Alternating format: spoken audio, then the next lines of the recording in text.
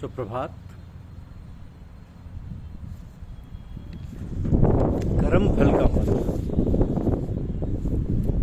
ये हमारी आज की आध्यात्मिक चर्चा का विषय। कर्म फल का बंधन।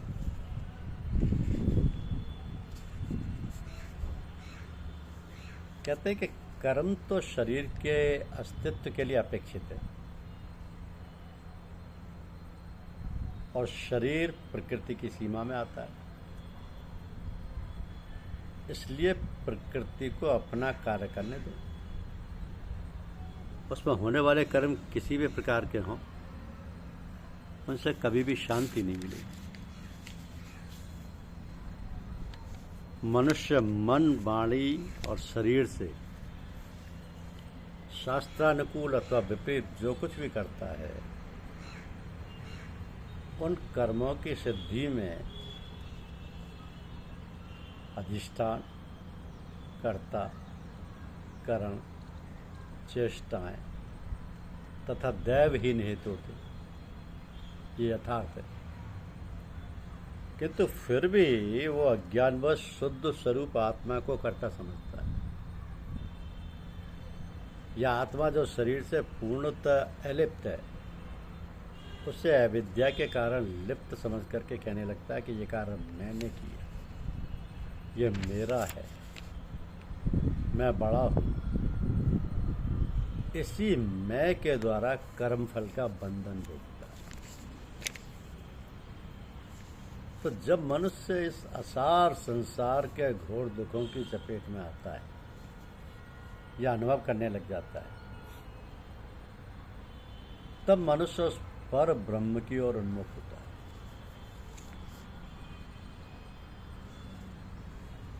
जैसे किसी मनुष्य के अचानक एक चोट लग जाती है तो स्वतः उसकी आत्मा ईश्वर को पुकारने लग जाती है।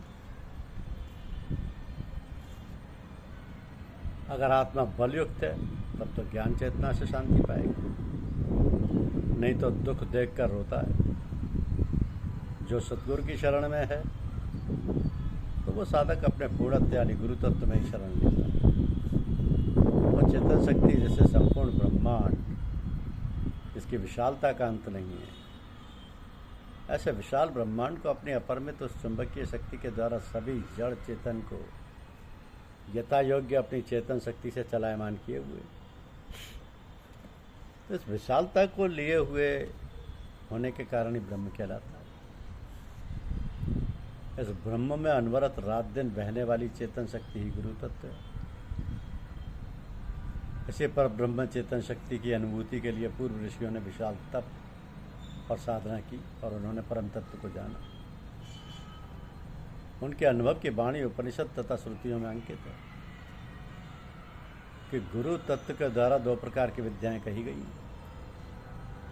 प्रथम पराविद्या तथा द्वितीय अपराविद्या। अब जिसके द्वारा परम चेतन शक्ति एवं अचेतन शक्ति की अनुभूति का प्रयास करते हैं, तो पहली विद्या जिसको पराविद्या कहते हैं वो ज्ञान परक है, जिसको शास्त्र जन्य और विवेकज दो प्रकार से ज्ञान प्राप्त करते हैं।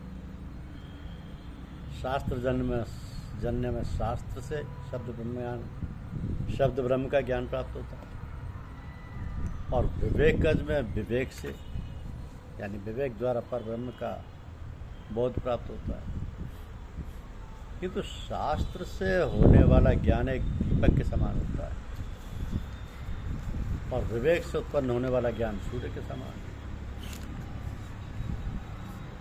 तो दोनों में ही ज्ञान रूपी अंधकार को नष्ट करने की उपयोगिता और सामर्थ्य है।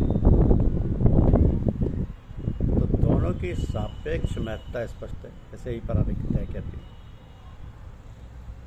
अव्यक्त अजर अचिंत्य अज अव्यय अरूप पाणिपाद रहित व्यापक सर्वगत नित्य सर्वव्यापक तथा ज्ञान गोचर ही परब्रह्म, वही परम धाम, वही मुमुक्ष पुरुषों द्वारा यानी साधकों द्वारा ध्यातव्य है। तो इसी परम धाम का ज्ञान कराने वाली विद्या ही पराविद्या है। दूसरी विद्या जिसे पराविद्या कहते हैं, जो अविद्या जनित है, जो कर्मकांड में पूर्ण निहित है, जिसमें लोग मृत्यु पर विजय पाने के लिए यज्ञ, होम, मूर्ति पूजा अर्चना इत्यादि कर्मकांड, अपने दुखों को दूर करने के लिए, पापों के प्रायश्चित के लिए, स्वर्ग आदि के लिए जो कर्म करते हैं और उनके फल की स्मृति रखते हैं, ये सब अविद्या जनित है। मनुष्य अविद्या द्वारा ही मोक्ष की कामना, दान पुण्य से स्वर्ग की लालसा के कारण ही राज्य भोग तथा विविध यज्ञों का अनुष्ठान करने लगता। फिर भी वो ये नहीं जान पाता है कि हम जो भी कार्य कर रहे हैं उसका प्रतिफल हमको अच्छे या बुरे बंधन में बांध रहा है। तो जिसका अच्छा होने पर हमको फिर वही भव बंधन प्राप्त होगा। उस कर्म फल के अनुसार फल अवश्य ही अच्छा या बुरा मिलता है। इसी को कर्म बंधन कहा गया। उक्त ज्ञान मार्ग और कर्म मार्ग दोनों का एक सुभाषित वर्णन श्री विष्णु पुराण के 26 में बड़े सुंदर ढंग से उसमें आध्यात्म तत्ववेत्ता अपने कर्मकांडी भाई खांडिक्य को समझाते हुए कहता है कि हे राजा खांडिक्य, तुम्हारी विवेक संपन्नता सचमुच हर्ष का विषय है। मैं तुम्हें अविद्या का स्वरूप समझाता हूँ कि संसार वृक्ष की बीज रूप अविद्या दो प्रकार की है। एक अनात्म में आत्मबुद्धि, दूसरे दुख में भी सुखानुभूति करती। अब वो अंधकार से आवृत मती जीव पंचभूतात्मक देह से पृथक होने पर उससे मैं मेरापन की आत्मबुद्धि करता, जबकि आत्मा देह से भिन्न और परे है। फिर भी जीव देह के उपाभोग्य पदार्थों, गृह क्षेत्र आदि को अपना मानता है। पुत्र पौत्रादि के शरीर से उत्पन्न होने पर भी उसमें अपमानपन रहता है। वस्तुतः मनुष्य सारे कर्म देहोत्पत्ति के कारण ही वश एवं परवश करता है, किंतु आत्मा उससे पृथक है।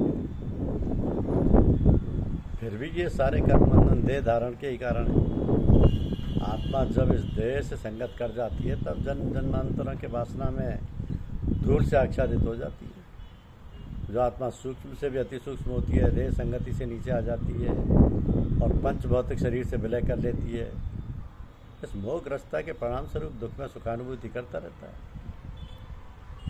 तो जब कभी सतगुरु से भेंट होती है तो उस जीव में ज्ञान रूपी उष्ण जल से वह आच्छादित धुल जाती है और मन मुख निर्मल हो जाता है। तभी संसार पथ के पथिक का मोह और भटकाव समाप्त हो जाता है। तो मोह भ्रम से उपरत होते ही पुरुष स्वस्थ चित्त होकर परम निर्वाण पद को प्राप्त कर लेता है। ज्ञान में निर्मल आत्मा तो हमेशा निर्वाण स्वरूप ही है। दुखादि अज्ञान में प्राकृतिक धर्मों का आत्मा से कोई संबंध नहीं। जिस प्रकार कटोरे के जल का अग्नि से संयोग न होने पर भी कटोरे के संसर्ग से जल में खोलने, उष्णता प्राप्त होने आदि धर्म प्रकट हो जाते हैं, ठीक उसी प्रकार अध्यात्म अहंकार आदि कर्मों से अछूता और परे होने पर भी प्रकृति के संसर्ग से उन्हें स्वीकार करता है।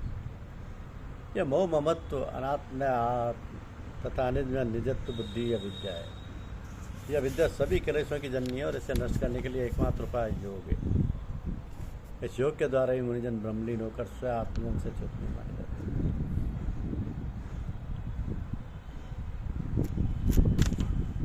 तो इस कारण साधक को सतगुरु के चरणों में बैठकर योगनिष्ठ बनने और अपने चित्त को ब्रह्मचिंतन के योग्य बनाने के लिए निष्काम भाव से ब्रह्मचर्य, अहिंसा, सत्य, अस्तेय और अपरिग्रह आदि का सेवन करना चाहिए। साधक को संयत चित्त होकर स्वाध्याय, शौच, संतोष और तप का आचरण करते हुए मन को निरंतर पर ब्रह्म में लगाना चाहिए। यम नियमों का निष्काम भाव से सेवन का फल ही मोक्ष प्राप्ति है। तो कर्म फल का बंधन प्रत्येक व्यक्ति को होता है।